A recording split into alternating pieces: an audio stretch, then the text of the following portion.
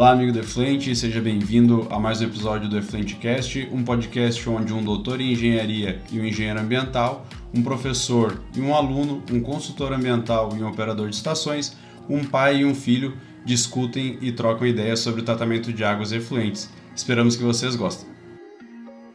Bem, seja bem-vindo a mais uma sequência de episódios do nosso podcast. Hoje a gente vai começar uma série mais focada na parte de tratamento físico-químico, onde dentre todos os processos que tem, a gente vai focar um pouquinho mais em coagulação e floculação, trabalhar um pouquinho a parte de conceitos, e aí, num segundo episódio, a gente fala mais sobre os equipamentos e as possibilidades que a gente tem para isso. Então, pai, se quiser começar aí, a gente vai dando a sequência.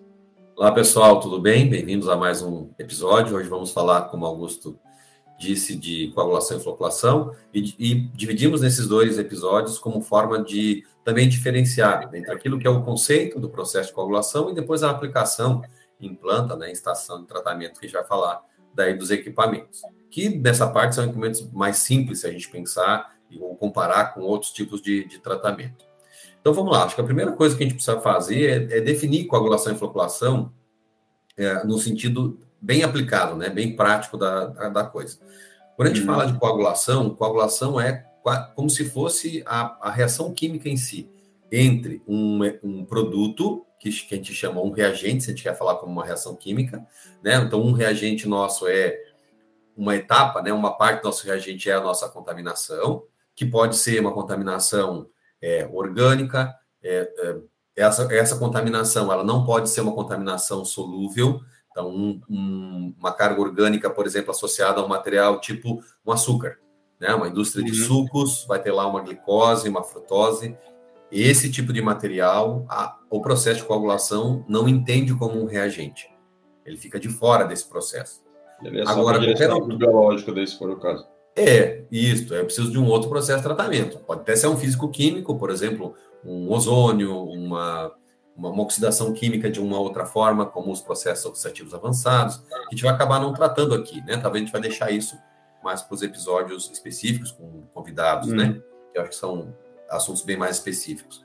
Então, quando a gente não está falando desses componentes, desses reagentes aí, como esses muito solúveis, o processo físico-químico ele vai focar ou na contaminação suspensa, ou na contaminação coloidal, que a gente chama. Então, um componente de uma cadeia carbônica maior, que realmente não encontra-se nessa característica de solúvel, né? Que poderia ficar preso, por exemplo, ou separado através de uma análise de sólidos suspensos. Então, tudo aquilo que está dentro dessa faixa, entre material coloidal para cima, né? Que, de fato, eu posso separar um filtro de 47 micras, que a gente chama, que seria o específico para isso, a gente vai entender isso como material coloidal, né? Muito desse material coloidal a gente não enxerga pelo tamanho que tem, mas está lá no meio e vai poder ser separado, vai ser um reagente do nosso tratamento físico-químico. Um pouquinho, às vezes, dá uma turbidez na amostra, né? Ver que ela está um pouquinho embaçada. Com certeza é material coloidal. Um tamanho muito pequeno, ele está... Óleos e graxas é um material coloidal, alguma coisa emulsificada desse material é um material coloidal, boa parte das proteínas é um material coloidal, né? Os carboidratos normalmente se enquadram dentro de algo muito mais solúvel, e aí então a gente não consegue separar. E eu acho que essa é uma primeira divisão aqui de conceito que é bem importante, que muitos confundem, porque como tu falou, cor, né? Também parte da cor, ela pode estar associada a esse material coloidal, e o tratamento físico-químico remove. E aí, então, há uma tendência as pessoas pensarem que o tratamento físico-químico, se ele removeu cor e turbidez, ele então também removeu toda a carga orgânica. E aí a gente tem, acho que essa nossa primeira parênteses aqui que a gente fez é importante para isso, para diferenciar o que eu tenho escutado bastante essa confusão, né? O tratamento físico-químico é muito bom, serve para muitos efluentes, no entanto, ele não vai servir para tudo, certo? Eu recentemente trabalhei para uma indústria de balas, e uma das coisas que eles tinham, por exemplo, e eu pedi que eles tirassem, foi o tratamento físico-químico, né? E teve uma resistência muito grande, porque o tratamento físico-químico removia a cor e turbidez. Mas quando eu percebi o efeito maléfico que isso causava no sistema biológico subsequente, a gente então tirou, né? Tu participou dessa consultoria, uma parte. Sim. Então mas eles entendiam que não, que ele teria que continuar, né? E o tratamento físico-químico tem um problema. Ele tem que ter um operador. É difícil o tratamento físico-químico que a gente não tem um operador atrelado a ele o tempo todo do tratamento. Então, isso começa a se tornar caro, né? Então, a gente tem que olhar para isso. Foi uma automação muito grande que daí é mais fácil o pessoal usar no tratamento de água, que é o potencial zeta, né? Isso aí. E aqui a gente vai falar sobre o potencial zeta já na sequência aqui, né? Então, não daria para fazer esse processo. Não dá, né? Normalmente a gente não vê. Não é que não dá. A gente não vê na estação de tratamento isso automatizado. Então, precisa ter alguém lá fazendo esse controle. Especialmente em lugares onde o efluente varia muito, né? Então, isso aí, uma indústria de bala, um laticínios, o frigorífico não é tanto, ele não varia tanto, né? Mas igual tem que ter sempre um ajuste. O saneamento, né? Tem variação, então ao longo do dia tem que ter um ajuste. Ao longo do dia, meio-dia, normalmente tem uma carga de detergente maior. E dia de chuva varia bastante, semana de chuva. Varia bastante, bem isso aí. Então, assim, não dá para nós considerar que o tratamento físico-químico não vai ter que ter atrelado um operador que vai fazer esse ajuste, né, na adição de produtos. Então, beleza, quando a gente fala dessa questão que um reagente meu, uma parte do meu reagente dessa reação química é a minha contaminação, ela pode ser toda essa contaminação orgânica que a gente falou, mas eu posso ter também alguns outros contaminantes específicos. Por exemplo, eu posso ter lá um surfactante que eu quero remover, um fósforo que eu quero remover, que está associado, pode estar associado a um material, não necessariamente a um material coloidal, como o caso do fósforo, e aí eu vou ter uma reação de precipitação. Né? Vou formar uma reação de precipitação com esse meu outro reagente, que a gente chama então de coagulante, e aí que vai fazer esse processo de eliminação. Que eliminação é essa? A primeira reação, que é a reação de coagulação, eu vou, então, aproximar esse meu contaminante com o meu outro reagente, que é o meu coagulante, e eles, então, vão causar uma desestabilização de cargas. Porque, via de regra, em 95% dos casos, é isso que acontece. No caso do fósforo, eu vou ter também é uma aproximação de cargas, óbvio, porque né, a reação de precipitação é isso, só que de um jeito um pouquinho diferente, né? No caso da matéria orgânica, é uma nuvem de eletrônica que tem a matéria orgânica quase sempre negativa, rodeada por algum material positivo, e isso que mantém ela estável. Por isso que ela não sedimenta, por isso que ela não vai ser separada. E aí precisa adicionar esse coagulante para poder fazer essa desestabilização, que é justamente isso, criar com que aquilo que estava estável e no meio, né, vai agora, então, virar um coágulo. Esse coágulo, então, pode ser separado por um processo físico. Só que só a formação do coágulo, ela não é suficiente. Por isso que a gente tem um processo subsequente, que é a floculação. Então, quando a gente fala de coagulação, a gente está nessa desestabilização. Quando eu falo de floculação, eu já tenho um coágulo desestabilizado, e aí, então, eu vou acrescentar do próprio coagulante ou de um componente separado, e essa é a confusão de nomenclatura. Quando eu, então, uso do mesmo coagulante que eu usei até agora, por exemplo, né, a gente pode estar falando aí de sulfato de alumínio, os mais recentes agora, o polisulfato de alumínio, é o mais recente que eu vi surgir no mercado, ou policloreto de alumínio, que já é um pouco mais, é novo, mas é um pouco mais antigo, né? Então, eu adicionei esse coagulante para desestabilizar essa minha matéria orgânica e fazer essa separação. Só que ele também vai agir, ou vai continuar agindo para formar o floco. É apenas uma questão de um excesso de dosagem que permite com que esse material já desestabilizado, ainda com cargas, né, consiga se unir. E é esse floco que eu vou perceber a olho nu. E é ele que vai me dar a possibilidade de separação num tratamento físico. Dessa carga. Porque daí sim, esse material tem o quê? Densidade. Né? Eu promovi a densidade. E aí, de novo, a densidade tem um quesito importante, porque na densidade, a gente vai olhar, eu posso ter densidade para decantar ou densidade para flotar. Verdade. Isso tudo muda essa composição de produtos. O processo de coagulação não necessariamente vai mudar. Ele pode continuar o mesmo. Só que aí sim, eu tenho que adicionar um auxiliar. Então, se eu estou adicionando um componente que ele, então, tem a função apenas de flocular, talvez dar esse floco, esse tamanho grande, né? Pouco denso para ele flotar, mais resistente, então a esse produto eu vou chamar de floculante, porque eu estou adicionando, então, ele especificamente, né? Para poder fazer isso. Então, essa diferença, né? Entre coagulante e floculante. Só que há confusão na nomenclatura. Por quê? Porque muitos coagulantes também funcionam como floculantes, né? Porque eles agem normalmente. Isso acontece quase sempre quando eu vou decantar, né? Quando tem sedimentação, decantação, né? Vou fazer isso no decantador. Daí sim, quase sempre o mesmo produto coagulante é o floculante. E, independentemente, eu posso adicionar ainda um outro produto, né? Que seria esse floculante. Polímero, né? Polímeros, polieletrólitos, enfim, né? Que podem fazer esse trabalho de fato, aumentar a densidade do floco. Ou diminuir, se eu quero flotar, né? Quando eu vou ter uma flotação como tratamento físico, eu quero diminuir. E na flotação eu tenho um quê a mais, né? Eu tenho que ter um floco bem resistente. Por quê? Porque o processo de mistura dentro do flotador é muito mais intenso do que dentro do decantador, né? Eu vou falar aqui em termos técnicos, um gradiente de velocidade é muito maior num flotador, então o gradiente de velocidade não dá a ideia de mistura, né? E do que num sedimentador, né? Desculpa, no decantador. Sedimentação é o... E também se não tiver um floco bem formado, como hoje a maioria, por exemplo, dos flotadores, eles trabalham com microbolha, se ele é um floco muito pequeno, ele pode se agregar nessa microbolha e acabar passando pelo tratamento. Isso aí. Então eu tenho que ter esse controle de tamanho, resistência do floco para ter essa boa separação. Senão, todo o meu trabalho que eu tive na coagulação e na floculação, ela não vai resolver, né? Não vai ser eficiente, né? Então, eu vou realmente arrastar material. Então, quando eu faço um processo de coagulação e floculação, o que eu quero na saída? Um tratamento completamente, uma água, né? Completamente clarificada. E é isso que a gente vai chamar de clarificação, que é essa remoção de cor e turbidez associada a todo esse processo.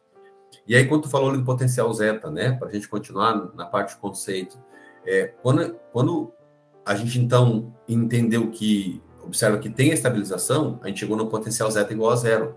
O potencial zeta, ele mede justamente essa diferença de carga entre a parede da partícula, que está separando, normalmente negativa, aí quando a gente fala em matéria orgânica, e essa nuvem eletrônica influenciada por essa parede aí, negativa da nossa partícula. Isso a gente chama de potencial zeta. E medir isso é muito complexo, medir isso não é muito fácil. A gente tem equipamentos, né, que medem isso. Quase nunca em estação de tratamento, né? Quase sempre em laboratórios especializados, quase sempre em universidades, onde tem lá o equipamento, o medidor de potencial zeta. E aí sim a gente pode olhar para esses fenômenos de coagulação e floculação com muito mais propriedade, né? Na estação tinha a neutralização de carga, né? Não excesso e nem... Isso, e não a neutralização com relação ao pH, que a gente pode ver no pH-metro, por exemplo. Quando sim, a milivoltagem zero é um ponto de carga zero, mas ele está associado ao equilíbrio hidrogênio-hidroxila. Então, pode ser confundido. Tem alguns efluentes que coagulam bem em pH 5, 5,5, alguns coagulantes, né? Vão para esses pHs menores, e a maioria a gente entende como um pH ótimo, um pH 7, mas nem sempre, eu posso ter outros pHs, né? E aí o pH-metro do laboratório, que tu pode trocar a função de pH-metro, né, de pH para milivoltagem, tu olhar para isso. Mas ele não é muito bom. É uma forma de fazer, mas não é muito bom. Sim, para a gente olhar esse processo a fundo, é o potencial zeta. Né? Que é uma o pessoal fala que o que viabiliza economicamente um equipamento desse é a economia que tem no coagulante, né? Isso aí. Entre coagulante e floculante, os maiores gastos que a estação tem, eu acho, de gasto fixo. E o pessoal dos equipamentos, eu conversei uma vez com um deles, eles falaram que normalmente a maior diferença é a economia que esse equipamento pode proporcionar, né? Porque como tu sempre está trabalhando no ponto certo, não precisa dosar mais em uma condição que está com menos carga, né? Ele vai variando o coagulante conforme precisa. Isso aí é uma questão de automação bem importante. E aí hoje a automação está muito, muito em voga, né? Está todo mundo olhando para isso e nessa parte da estação de tratamento a gente ainda não vê isso com uma métrica comum. Isso é bastante incomum, na realidade, a gente enxergar nas estações de tratamento, né? Essa medição de potencial zeta e esse equilíbrio. E sim, está aí a maior parte do custo. O coagulante custa caro, né? Ele vai te custar caro, e esse custo, justamente, e aí se tu vai olhar que eu posso ter uma automação, porque justamente o processo mais delicado, coagulação e floculação, é a dosagem, se tu tens isso automaticamente, o teu operador vira algo menos importante para essa parte, né? E tu tens toda uma estação para cuidar. E aí sim, ele consegue dar atenção para outros setores, né? Uma limpeza, provavelmente cuidar do tratamento para que consiga antecipar alguns passos de manutenção. E o controle, né? O controle que tu tem que ter dentro de uma estação como um todo, né? O cara tem lá um load desativado, a gente já vai falar sobre isso, né, num outro episódio. Tem que ter controles, né? Sem esses controles, você não consegue, sem esse monitoramento, você não consegue controlar a estação. Hoje a automação mais simples que o pessoal costuma fazer é amarrar a dosagem de produtos com a vazão. Baixa mais ou menos uma faixa que precisa, subiu a vazão, automaticamente sobe a dosagem também, para também não ficar tão dependente de uma pessoa olhar, né? Mas isso igual é perigoso. Igual é perigoso. Por quê? Porque eu posso ter uma mudança de qualidade do efluente e essa mudança de qualidade do efluente não está associada à mudança de vazão. Né? No esgoto, por exemplo, pegar uma semana de chuva, um dia de chuva, no primeiro dia a carga vai aumentar muito e, de fato, precisa aumentar a dosagem, né? Muito mais do que teve nos outros dias. Mas no segundo, terceiro dia de chuva, se tiver uma vazão muito alta, já não pode baixar a dosagem vai baixar bem que ela vai funcionar. Eu acho que esse é um ponto, eu acho que importante, né, da gente colocar aqui. E outra coisa eu acho interessante é a questão dos tipos de produto. A gente tem algumas classes de produto, né, que a gente pode trabalhar que tem ações um pouco diferentes. Então, quando a gente pensa num coagulante, por que a gente tem que subir o pH quando a gente vai trabalhar um tratamento físico-químico com coagulantes inorgânicos, tipo policloreto de alumínio, que é um coagulante que já vem, né, com um pH mais próximo do que tu vai utilizar, então tu necessita menos de fazer isso, né? Já vem mais pronto com relação a essa formação de hidróxidos que o pH promove. Agora, você vai trabalhar com sulfato de alumínio, um cloreto férrico, com sulfato ferroso, né? Qualquer sal inorgânico que você vai trabalhar, quase sempre são sais ácidos, né? É um sal que em meio de água vai baixar o pH. Então, você precisa subir o pH do teu efluente, então vai adicionar aí um hidróxido de sódio, provavelmente, vai subir esse pH, alguns adicionam cal, né? Hidróxido de cálcio. Tem já no mercado alguns hidróxidos de cálcio bem interessantes. Por que o hidróxido de cálcio é legal? Ele quase sempre gera uma quantidade maior de lodo, né, no tratamento, quando comparado ao hidróxido de sódio, mas o cálcio também é um floculante, né? Também é um coagulante. Então, eu acho que ele também ajuda, né? Pode, dependendo do tipo de efluente, ele pode melhorar. Então, o que a gente recomenda aqui? Testar. Testem os produtos, né? Mudem os produtos. Está desconfiado que um outro produto pode te atender? Faz um teste. Pede para normalmente os fornecedores de produtos são muito parceiros nisso. Eu ia falar isso agora. Fornecem amostras e tal, eles têm interesse em testar em efluentes diferentes, né? Estão sempre buscando efluentes diferentes para poder aplicar os seus produtos. Então, eles são parceiros nisso, pelo menos eu sempre observei isso enquanto consultor aí de estação, né? Eles são muito parceiros. Eu acho que olhar e pedir para que eles nos ajudem nesse aspecto é interessante. Então, testa. Eles também bem focados nisso, né? Sim, é isso aí, pedir uma ajuda de alguém especializado, só que você pode fazer o teste, pode ser com ele, sim, mas eu sempre indico, faz o teste em planta, faz o teste no teu jar teste lá no teu laboratório, ou com o laboratório do teu fornecedor que pode te ajudar, e depois testa esse implanta, verifique esse implanta, como é que funciona, como é que se comporta, e aí, ok, você pode fazer a troca, daqui a pouco é um produto mais caro, mas ele é mais eficiente, você no final vai estar gastando menos, né? E, às vezes, um produto não vai dar certo para todos os teus tipos de efluente. Não, a metal mecânica pode ter um efluente completamente diferente do outro, dependendo do que ela está trabalhando. Por exemplo, né? Um curtume. Isso. E aí eu tenho que buscar formas diferentes de atender, né? Então, produtos diferentes podem atender. Então, dentro dessa linha, quando a gente usa um produto inorgânico, como um sal ácido, eu vou jogar o pH para cima. E para quê? Para que quando o coagulante entre no meu processo, que ele é então esse sal, né, a base de alumínio, a base de ferro, que são os dois principais coagulantes, né, agentes coagulantes, ele vai formar os hidróxidos de ferro, hidróxido de alumínio, que são aqueles efetivamente compostos que fazem tanto o processo de desestabilização quanto o que a gente chama de varredura, né? Eles vão pegar e essa minha cor, essa minha turbidez, esse material coloidal e fazer o que eles chamam de varredura, né? E vão então levar isso para o fundo, normalmente, né? Ou na flotação, se for uma outra opção. né? Então, eles vão fazer esse processo. Então, é o hidróxido, são os hidróxidos desses sais aí, desses elementos, do ferro e do alumínio, que fazem isso. Por isso que precisa subir o pH.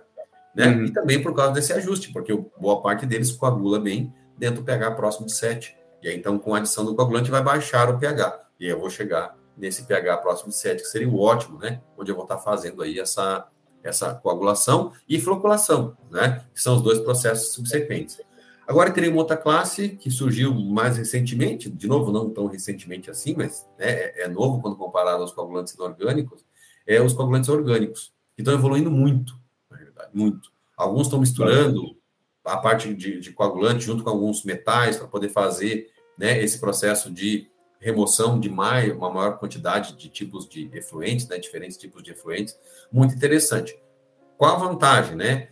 Quase sempre se coloca que um coagulante orgânico eu tenho uma vantagem principal do meu lodo, né, que não tem uma contaminação com ferro ou com alumínio. E aí, então, eu posso tornar uma disposição diferente desse material. Então, essa quase sempre é o apelo do coagulante orgânico em relação ao coagulante inorgânico, né? E depois tem os auxiliares que a gente falou, que são os polieletrólitos, né, que pode ser o neutro, o catiônico e o aniônico. De novo, o catiônico e o aniônico vão depender do tipo de efluente, de carga que eu tenho. De novo, tem que ser testando, né, para a gente trabalhar. Normalmente, laticínio usa um, frigorífico usa outro, no deságue de lodo aí vai usar outro. Então, são produtos específicos para cada uma dessas situações.